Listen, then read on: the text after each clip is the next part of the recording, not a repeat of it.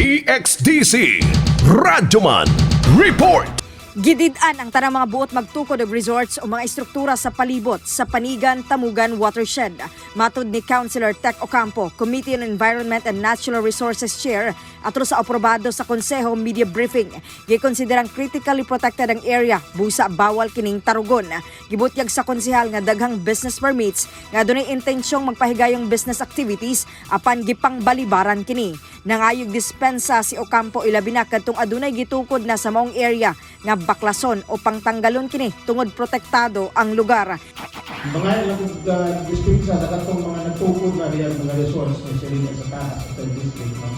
Kanang mahigo ang Panigan, Tamugan watershed area na kung naaming mga plano ayun na lang din buhata because labo gina siya ng mga aprobahan kung katong naaming mga existing na we are very sorry to say that di mo maaprobahan because the new CLUP now, Comprehensive Land Use Plan, is very strict, no?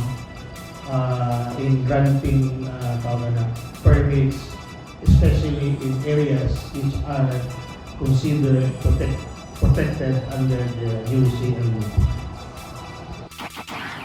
Niduso og ordinansa si Ocampo sa pagdeklara sa Panigan, Tamugan Watershed ug ang territorial boundary niini isip watershed protected area tungod dinhi ang usa sa mga main sources sa tubig mainom sa Dakbayan sa Davao. Kasama mo sa balita ug serbisyo publiko. Radyoman Amy Ginita, Tatak RMN.